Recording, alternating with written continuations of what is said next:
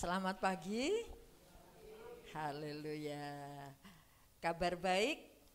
Haleluya. Amin. Puji Tuhan ya. Tuhan selalu baik sekalipun keadaan yang kita hadapi tidak baik, tapi Tuhan selalu baik untuk memberi perlindungan dan pertolongan. Haleluya. Puji Tuhan ya.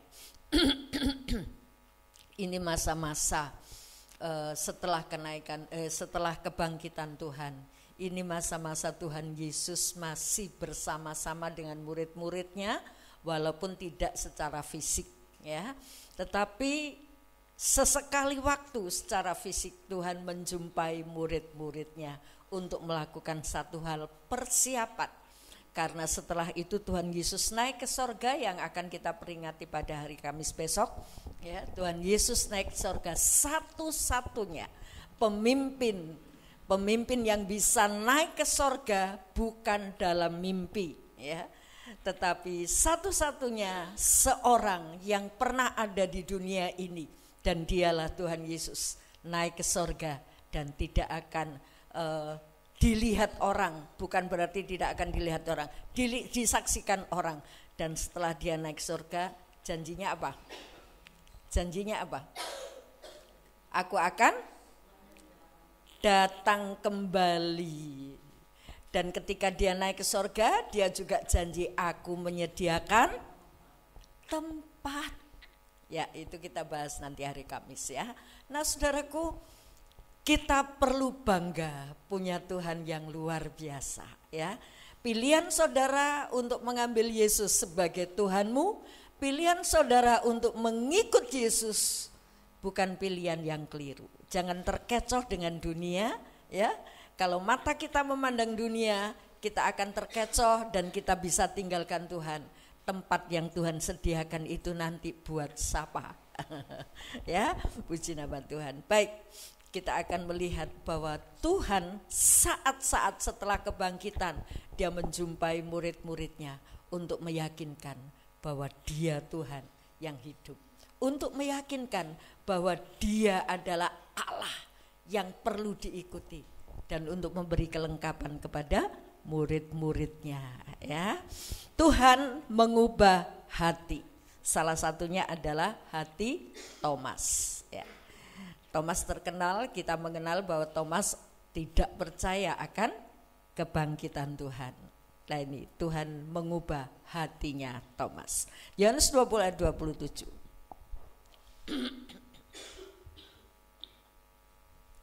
Mari kita berdiri bersama-sama. Kita baca ayat ini bersama-sama. Yohanes 20 ayat 27. 1, 2, 3. Kemudian ia berkata kepada Thomas, taruhlah jarimu di sini dan lihatlah tanganku, ulurkanlah tanganmu dan cucukkanlah ke dalam lumut. Dan jangan engkau tidak percaya lagi, melainkan percayalah. Amin. Rupanya Tuhan ini khusus datang untuk Thomas ya. Dia berbicara banyak kepada Thomas. Thomas, aku hidup. Ini loh lambungku, ini loh tanganku berlubang gitu ya. Sesuai dengan isi hati Thomas. Wes aku gak percaya kalau Tuhan Yesus bangkit sebelum aku mencucukkan jariku ke dalam tangannya yang berlubang. Dan ternyata Tuhan menjumpai, Tuhan ngerti, Tuhan dengar ya. Apa prinsipnya Thomas? Aku gak percaya kalau aku belum melihat sendiri, kalau aku belum mencucukkan tanganku. Dan ternyata Tuhan datang. Haleluya. Nah saudaraku, ketika Thomas itu sudah ikut Tuhan, sudah menjadi rasul, sudah mengiringi Tuhan bersama rasul-rasul yang lain, sudah melayani Tuhan. Tapi anehnya, kenapa ya Thomas gak percaya? Adakah orang yang melayani Tuhan tapi tidak percaya? Ada, kayak Thomas ini. Makanya hati-hati. Pelayanan tidak menentukan bahwa orang itu punya kepercayaan kepada Yesus. Tapi orang yang percaya kepada Yesus pasti melayani. Ya, kegiatan keaktifan seseorang di dalam Tuhan belum tentu dia menunjukkan dirinya orang percaya. Tetapi ketika dia percaya pasti melayani, gitu ya. Lah siapa yang tahu hal ini? Cuma Tuhan. Ya. Satu lagi murid Tuhan tidak percaya sampai hari matinya. Siapa? Yudas. Ya, kasihan banget. Kenapa kok nggak bisa percaya gitu loh ya? Karena dia mengeraskan hati. Kita melihat Thomas ya nanti ya, dan Thomas bisa berubah menjadi percaya. Ya, nah saudaraku, kita melihat bahwa saat peristiwa ini, perikop ini dari ayat 24 sampai ayat 29 itu kedatangan Tuhan khusus untuk Thomas. Karena Tuhan tahu ini Thomas gak percaya. Nah saudaraku, kita melihat ketidakpercayaan Thomas.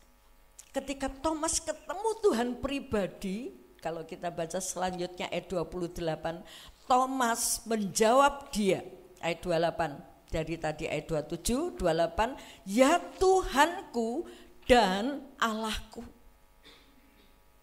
Jadi Thomas mulai melihat ternyata Yesus ini Tuhanku. Yang tadinya cuma diikuti sebagai pemimpin, tetapi tidak mempercayai bahwa dia itu Allah dan Tuhannya. Ya Tuhanku dan Allahku. Kemudian kata Yesus kepadanya, karena engkau telah melihat aku, maka engkau percaya. Berbahagialah mereka yang tidak melihat namun percaya. Berbahagialah saudara. Sekalipun belum pernah melihat sosok Yesus, tetapi saudara percaya dia adalah Tuhan dan Allah. Disebut Tuhan apa? Berbahagia. Makanya kita tidak usah menuntut, Tuhan aku kepingin melihat engkau, aku tunjukkan dirimu supaya aku bisa percaya kepadamu. Gak usah menuntut begitu. Berbahagialah orang yang tidak melihat tetapi percaya.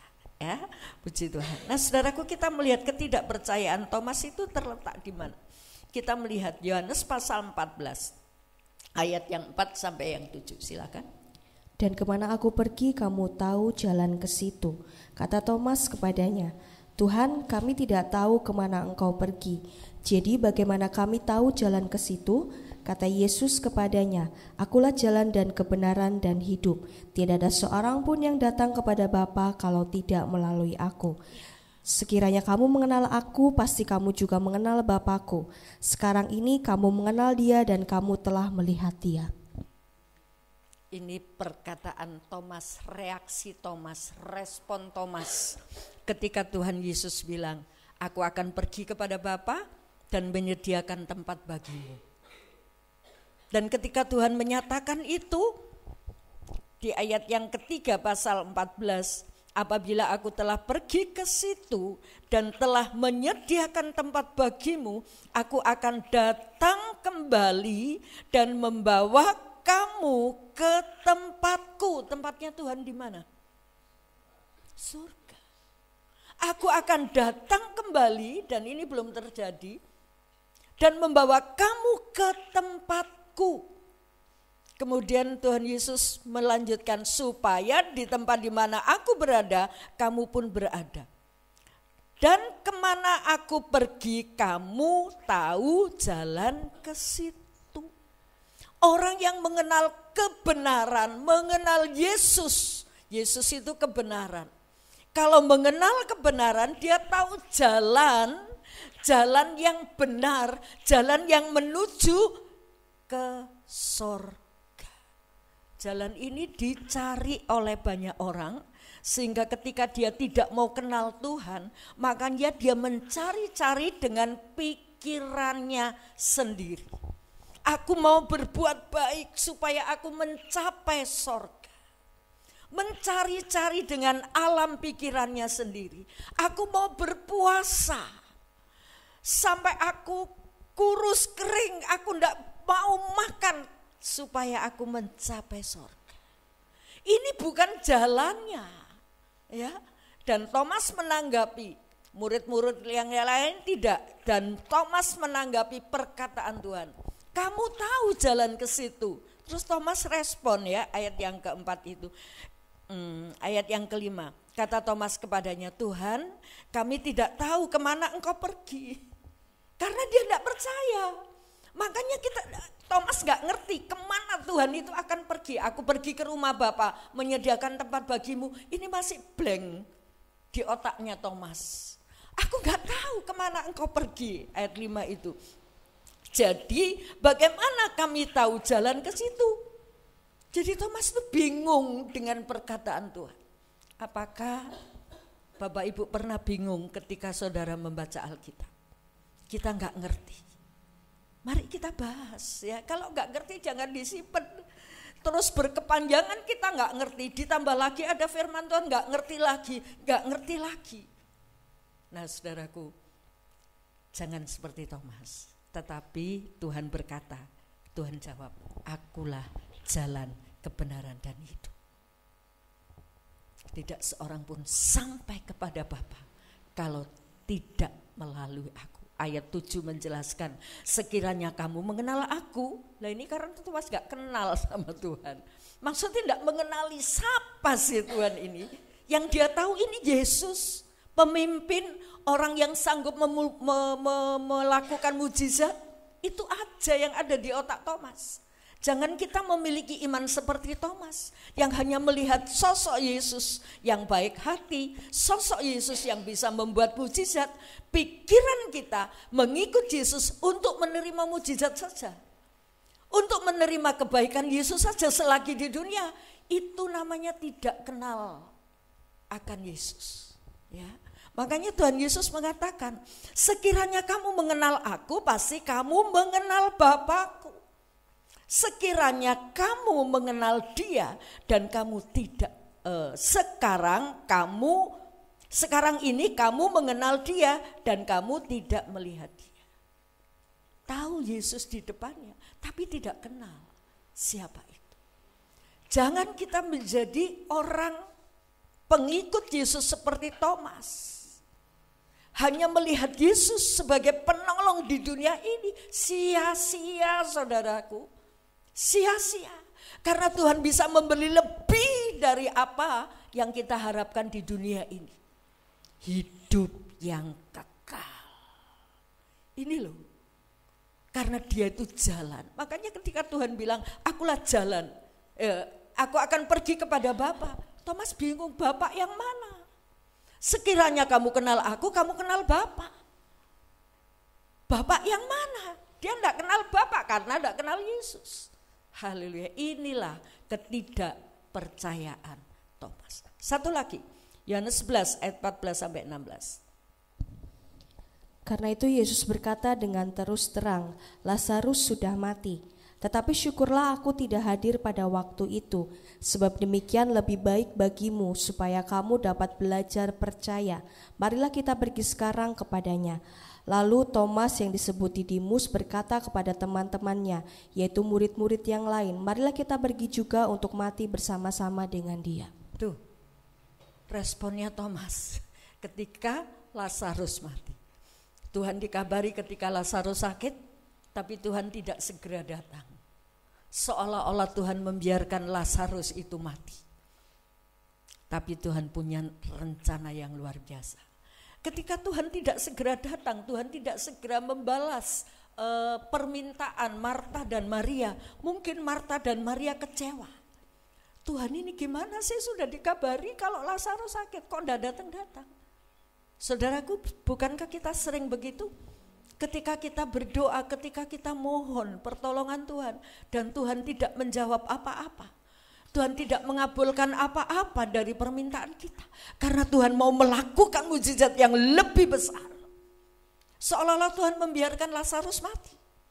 Dan ketika Lazarus mati, ayat itu mengatakan, saya ulang ayat 14, karena itu Yesus berkata terus terang. Tadinya kan Tuhan Yesus berkata, oh Lazarus cuma tidur, padahal mati. Ya, Lazarus cuma tidur, dan akhirnya murid-murid masih bingung. Lazarus ki mati apa tidur sih gitu ya. Dan akhirnya Tuhan Yesus berterus terang mengatakan Lazarus sudah mati, ya. Nah kemudian, tapi syukurlah, ini kata Tuhan, syukurlah aku tidak hadir pada waktu itu, sebab demikian lebih baik bagimu supaya kamu dapat belajar percaya.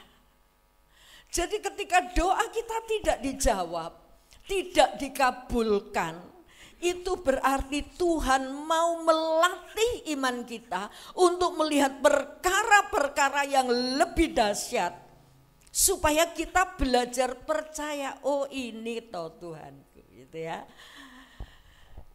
Tuhan menegaskan supaya kamu dapat belajar percaya. Mari kita pergi sekarang kepadanya. Jadi Lazarus sudah mati. Tuhan mengajak, ayo kita ke sana. Lazarus memang sudah mati. Lebih baik saat dia Lazarus sakit, aku enggak datang. Syukur aku enggak datang, kata Tuhan. Supaya kamu dapat melihat dan kamu belajar percaya. Apa respon Thomas? Ayat 16. Lalu Thomas yang disebut Didimus berkata kepada teman-temannya, yaitu murid-murid yang lain. Thomas memelopori, ya. Apa ini? Lazarus sudah mati, sudah mau dikubur, baru Tuhan Yesus datang. Kemarin-kemarin ada orang lumpuh disembuhkan, kemarin-kemarin ada orang buta disembuhkan. Ini Lazarus yang disebut Tuhan, bahwa Tuhan mengasihi Lazarus. Kenapa? Orang yang dikasihi sakit, Tuhan tidak segera datang menyembuhkan. Dan Tuhan berkata, syukur aku tidak ada di tempat itu, supaya kamu dapat belajar percaya untuk melihat mukjizat yang lebih besar. Dan respon Thomas, yuk mari kita pergi juga. Untuk apa? Untuk apa? Untuk mati. Bukan ayo kita pergi melihat mukjizat yang lebih besar, tidak. Tapi Thomas berkata, mari kita pergi juga bersama-sama Tuhan ke tempat Lazarus yang mati, untuk mati. Ini ketidakpercayaan Thomas. Karena Thomas tidak mengenal Yesus. Siapa Yesus sebenarnya? Sekali lagi Bapak Ibu yang dikasih Tuhan, jangan saudara cuma percaya Yesus hanya karena dia bisa membuat mukjizat dalam dunia ini. Tapi percaya Yesus sebagai Tuhan yang bisa membawa kita ke dalam keselamatan kekal. Karena keselamatan sorga, tempat tinggal Bapa, itu tidak bisa dicari, dicapai dengan perbuatan baik kita. Itu hanya alam pikiran manusia yang ingin mencapai sorga dengan perbuatan usahanya sendiri. Tetapi sesungguhnya sorga itu disediakan bagi saudara, hanya diberikan. Diberikan karena apa? Kalau kita percaya Yesus itu anak Allah. Yesus itu sudah menebus dosa kita. Yesus itu yang sudah membuat saudara dan saya berharga di mata Allah. Sebab itu miliki kerinduan untuk mengenal pribadi Yesus. Kalau kita rindu kenal Tuhan, bahwa aku mengenal pribadimu, kita haus dan lapar akan Dia, tidak segan-segan Dia menjumpai kita. Haleluya. Di dalam hati Thomas mungkin berkecamuk, Tuhanku yang saya ikuti selama ini, ternyata begitu saja akhirnya mati di salib. Mungkin Thomas ragu, bimbang. Iki seperti apa yang kita harapkan Yesus ini yang luar biasa akan menjadi pemimpin untuk melawan Romawi yang saat itu menjajah orang Yahudi. Tapi ternyata kalah di atas kayu salib. Tapi masih kita ingat, Tuhan Yesus disalib bukan sebuah kekalahan, tapi justru Dia menang, mengalahkan maut. Karena apa? Karena Dia bisa bangkit. Dia tidak bisa mati terus, Dia bangkit. Ini membuktikan bahwa Allah saudara, Allah saya itu hidup.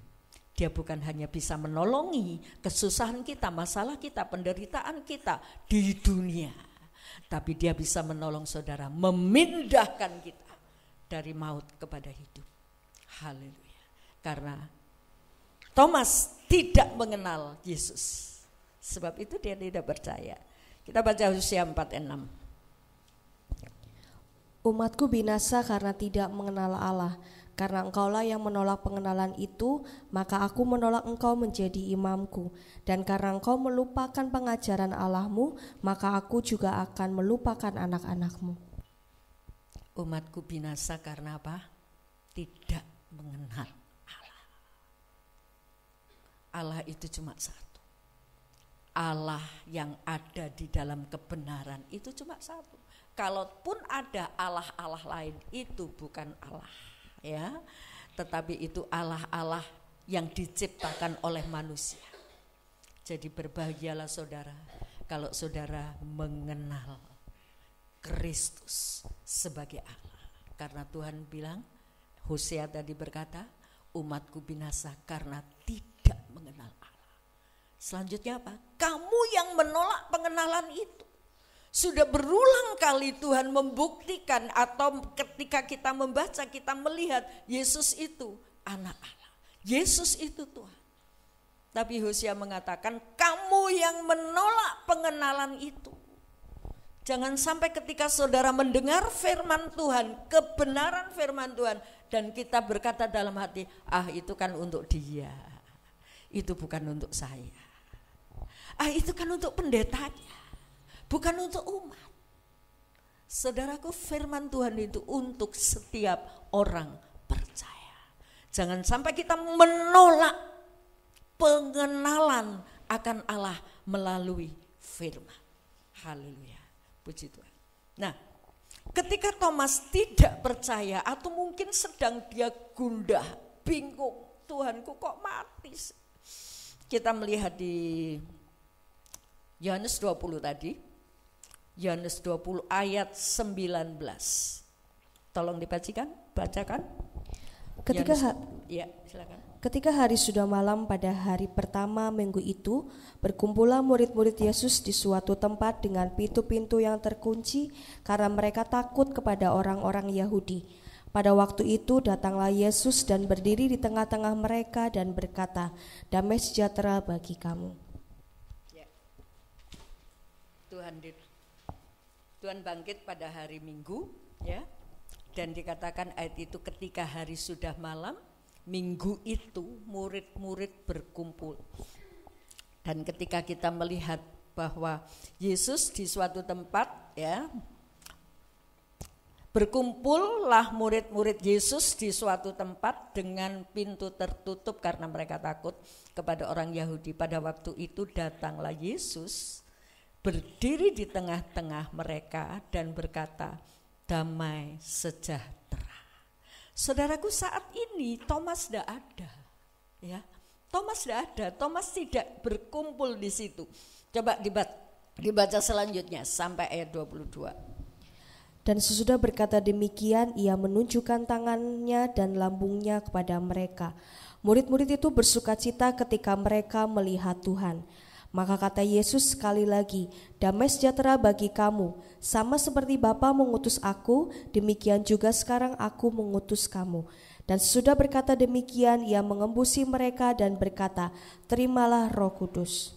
Terus? Jikalau kamu mengampuni dosa orang, dosanya diampuni. Dan jikalau kamu menyatakan dosa orang tetap ada, dosanya tetap ada." 2:4. Tetapi Thomas, seorang dari ke-12 murid itu yang disebut Didimus, tidak ada bersama-sama dengan mereka ketika Yesus datang ke situ. Thomas tidak kenal Yesus karena dia bimbang, ragu, Tuhanku kok mati gitu ya, kecewa. Nah, waktu Tuhan Yesus sudah bangkit, murid-murid kumpul. Ketika kumpul, Tuhan Yesus datang dan berkata apa? Damai sejahtera. 2 kali. Dalam ibadah itu, dalam perkumpulan itu, 2 kali Yesus berkata, damai sejahtera. Dan yang terakhir, terimalah apa? Rohku. Terimalah Roh Kudus. Haleluya. Tapi ayat 24 mengatakan, tetapi Thomas, seorang dari ke-12 murid itu yang disebut Didimus, tidak ada bersama-sama mereka. karuan saja Thomas tidak ada dalam persekutuan murid-murid itu pada minggu pertama itu. Kenapa? Karena gak percaya. Orang yang gak percaya itu tidak ada niat untuk beribadah. Mungkin beribadah karena mengisi waktu luang. Tapi Thomas, ya ini kayak Thomas ini. Thomas tidak ada di situ. Saudaraku, ketika kita bersekutu, di mana 2-3 orang berkumpul dalam namaku, Yesus hadir. Dan ketika Yesus hadir, Tuhan tidak membiarkan saudara pulang dengan hampa. Tapi Tuhan memberikan apa? Damai sejahtera. Sampai 2 kali. Dan Tuhan berkata, terimalah Roh Kudus. Bisa dilihat orang yang benar-benar percaya, dia akan terus merindukan Tuhan, merindukan persekutuan. Dan ini Thomas tidak ada di sana. Haleluya.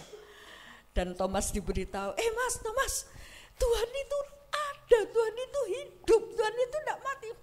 Aku gak percaya, saya gak percaya kalau saya belum mencucukkan jariku ke dalam. Saudaraku, sebetulnya kesaksian itu sah kalau disaksikan lebih dari 1 orang. Ya, kalau cuma menceritakan aku pernah ketemu Tuhan, aku pernah melihat Tuhan, siapa saksi nih? Ada saksinya enggak? Ya, nah saudaraku, ketika Tuhan hadir di perkumpulan murid-murid Tuhan tanpa Yudas, tanpa Thomas, dan Tuhan memberikan damai sejahtera. Thomas dibilangi, ada 10 orang yang menyaksikan, Mas Thomas, Tuhan itu hidup, kemarin kami ketemu, dia hadir di tengah-tengah kita. Aku gak percaya. Haleluya. Dan itu dilihat oleh Tuhan. Dan itu membuat hati Tuhan sedih. Itu membuat hati Tuhan sedih.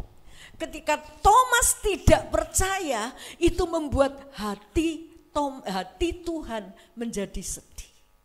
Sebab itu dalam 8 hari lagi, ya, seminggu kemudian mereka berkumpul lagi. Dan Thomas coba hadir. Ya, coba sih aku datang. Dan Tuhan menjumpai Thomas pribadi. Dia panggil nama Thomas. Seperti yang kita baca ayat 27. Thomas, ini aku hidup. Boleh kamu coba, kamu silakan. Taruh jarimu di tanganku. Dan pesan Tuhan, jangan tidak percaya lagi, melainkan percaya. Kesedihan Tuhan terhadap Thomas yang sudah sering membuang atau mempersembahkan waktunya, tenaganya ikut Tuhan. Dia abaikan tugas-tugas yang lain guna mengikut Tuhan. Tapi kok tidak percaya, ini Tuhan sedih. Tuhan juga sedih ketika Yudas tidak percaya. Setiap kali ada pertemuan-pertemuan, komentar-komentar Yudas yang menandakan dia tidak percaya, Tuhan mengingatkan hal itu. Dan sekarang ketika melihat Thomas tidak percaya, Tuhan menjumpai mereka. Dan satu hal yang dituju oleh Tuhan, ketemu dengan Thomas. Jadi saudaraku, di Yohanes pasal 20 ayat 19 sampai ayat 31 ini, saudaraku, menandakan bahwa Thomas itu keras hatinya, ya, seperti gembok itu yang sudah karatan, susah untuk dibuka, wis tertutup. Mungkin bilang hatiku sudah membatu karena kekecewaan. Ketidakpercayaan Thomas. Kita bisa melihat, tapi itu bisa dirubah. Makanya judul firman Tuhan ini, Tuhan mengubah hati. Hati yang sudah keras diubah oleh Tuhan. Kekerasan hati Thomas untuk tidak percaya. Pada perkumpulan pertama Thomas tidak datang karena bimbang. Kalau saudara tidak mencari Tuhan, kalau saudara tidak merindukan Tuhan, saudara tidak akan pernah setia untuk datang beribadah.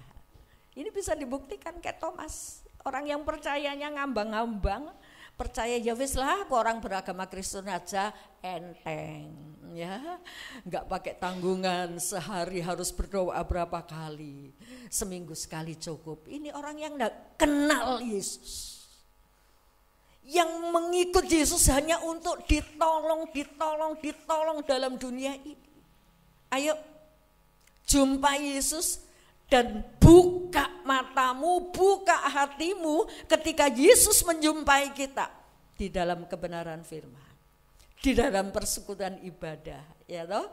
Dalam persekutuan ibadah Tuhan sampai 2 kali berkata, damai sejahtera yang tidak datang kehilangan damai. Thomas sudah kehilangan 2 damai dan kehilangan Roh Kudus pada saat pertemuan pertama. Kalau saudara tidak hadir dalam ibadah, yang rugi bukan gereja, yang rugi bukan Tuhan, tapi kita sendiri yang rugi kalau kita tidak mendengar lagi firman Tuhan. Haleluya, ya, puji Tuhan. Nah, kemudian kita melihat karena Thomas tidak bersekutu, dia kehilangan damai sejahtera. Itu ayat 24, tidak usah dibaca. Kemudian akibat ketika Thomas tidak menerima damai sejahtera, ya, akibat tidak bersekutu, dia tidak punya damai sejahtera. Haleluya. Jadi saudaraku, ketika kita datang bersekutu, kita rindu ketemu Tuhan, bukan melakukan syarat agama ya, datang ibadah, tapi merindukan Tuhan. Kita punya damai sejahtera. Dan damai sejahtera itu mahal harganya. Karena dengan damai sejahtera itu kita akan bisa melewati kesukaran demi kesukaran. Kita bisa melewati masalah demi masalah. Kalau tidak ada damai sejahtera, ada omongan sedikit yang menyulut kita, yang membuat kita tersinggung. Wah, kita sudah nggak ada damai, ya. Mari temukan damai itu dalam persekutuanmu dengan Tuhan. Temukan damai itu dalam persekutuan ibadah. Dan tema ini saya buat, jiwaku haus dan lapar. Miliki ini, ya. Jangan melihat, oh temanku ke gereja, aku melu ke gereja, wes melu. Mungkin awalnya boleh begitu. Tapi selanjutnya ketika sungguh-sungguh kita mengenal Yesus, ada damai sejahtera. Sehingga kita bisa menghadapi persoalan demi persoalan. Puji Tuhan. Akibat Thomas tidak percaya, tidak mengenal Yesus, tidak ibadah, akhirnya dia tidak menerima damai sejahtera itu, ya. Tetapi ketika Tuhan datang khusus kepada Thomas, kasihan Thomas ini sudah diberi kesaksian oleh teman-temannya bahwa Yesus bangkit, dia tetap nggak percaya. Dan Thomas pingin pegang tangan itu, dan Tuhan mengabulkan keinginan Thomas, ya. Nah, ayat 28. Silakan, tetap Yohanes 20. Tadi sudah dibaca. Thomas menjawab dia, ya Tuhanku dan Allahku. Ya Tuhanku dan Allahku. Haleluya. Dia menyaksikan, ternyata ini Tuhanku yang hidup. Ini bukan hantu. Kenapa Thomas bisa begitu? Karena dia ketemu pribadi dengan berapa tahun kita ikut Tuhan itu tidak menentukan pertumbuhan iman kita kalau kita tidak pernah ketemu pribadi dengan Tuhan. Haleluya. Jangan membanggakan waktu yang sudah lama kita ikut Tuhan, karena itu tidak menentukan pertumbuhan iman. Tapi perjumpaan pribadi itu yang akan mengubah pola hidup dari Thomas. Jangan cuma percaya kata orang Tuhan Yesus itu Tuhan, tapi buktikan sendiri perjumpaan pribadi dengan Tuhan. Haleluya. Dan akhirnya Thomas semakin mengenal Yesus. Apa buktinya Thomas semakin mengenal Tuhan Yesus, ya? Nah, saudaraku, Thomas telah tumbuh dalam pengenalan akan Tuhan. Dari mulai tidak percaya karena tidak mengenal Tuhan, ya. Sekalipun sudah teman-temannya kasih tahu, tetap nggak percaya. Hatinya sudah mengeras, ya. Sekalipun dia sudah melayani, tapi dia tidak percaya. Coba tanya pada diri kita. Aku sudah mengenal Yesus apa belum? Anak-anak yang baru dibaptis, saya sampaikan. Kamu diselamatkan bukan usaha perbuatan baik karena kamu rajin ke gereja, karena kamu berbuat baik, enggak. Tapi yang membuat kamu diselamatkan kalau kamu percaya Yesus yang memindahkan kamu dari maut kepada hidup. Sekarang kita ini orang yang sudah selamat, ya. Bukan mencari-cari keselamatan, enggak. Lah ketika sudah diselamatkan, kita berbuat baik sebagai ucapan syukur. Kita beribadah sebagai ucapan syukur. Bukan ibadah untuk mendapatkan sorga, tidak. Haleluya. Diselamatkan dulu baru bisa berbuat baik. Puji Tuhan. Kalau sudah merasa sudah diselamatkan, tidak bisa tidak, dia pasti rajin mencari Tuhan. Kalau orang, kenapa enggak ibadah? Oh, kesiangan. Oh, aku masih sibuk. Ini orang enggak kenal Tuhan. Enggak tahu siapa Tuhan. Haleluya. Dan ini terjadi di dalam kehidupan Thomas, ya. Walaupun ada orang menyaksikan, ayo ke gereja, ayo cari Tuhan. Dia masih, nanti dulu. Seperti Thomas. Nah, dari ketidakpercayaan, dari hatinya yang keras, ketika berjumpa Tuhan ada sebuah perubahan. Akhirnya dia mengakui, ya Tuhanku, Engkau Allahku. Apa yang terjadi dengan akhir hidup Thomas? Sekalipun tidak ditulis di Alkitab, sejarah membuktikan bahwa Thomas menginjil ke India. Tahun 52 dia datang ke India, dan di sana dia menginjil sampai ada daerah yang dibuat mereka menjadi orang percaya. Thomas menginjil dan membuat mereka penyembah-penyembah berhala itu menjadi percaya kepada Tuhan. Haleluya. Dan akhirnya Thomas mati di tahun 72, mati karena syahid ditombak dari belakang. Konon ada satu legenda yang menyatakan bahwa Thomas itu di sana ke India disuruh membangun istana dari Gondaporus, ya. Nah, disuruh membangun istana, dan ketika dia membangun istana ini, Thomas mendapat uang. Uangnya bukan untuk diri sendiri, tapi dipakai untuk penginjilan. Sehingga di sana ada satu daerah di India Selatan itu orang Kristen semua. Dan mereka bahkan menyebut keturunan Thomas, ya. Nah, saudaraku, orang-orang Kristen di India disebut orang Nasrani, ya. Nah, saudara, kita melihat keberanian Thomas, perubahan Thomas, karena dia mengenal Yesus. Dia tidak lagi tidak berminat untuk beribadah. Yang tadinya tidak ada minat, kan? Tidak ada minat untuk ibadah, ya. Atau mungkin datang ke gereja daripada nanti ditanyai, saya datang ke gereja. Sampai di gereja mungkin bisa WhatsAppan sama yang lain misalnya, ya. Nah, saudaraku, tidak ada keinginan. Itu Thomas yang tidak percaya. Tapi setelah dia jumpa dengan Tuhan, ada sebuah perubahan, ada sebuah keberanian. Dia pergi ke India untuk memberitakan Injil. Sampai dia berani mati untuk Tuhan, menjadi martir untuk Tuhan. Haleluya. Ketika saudara percaya, Tuhan akan memberikan kepada kita sebuah keberanian, karena kita tahu yang menyertai kita itu lebih besar.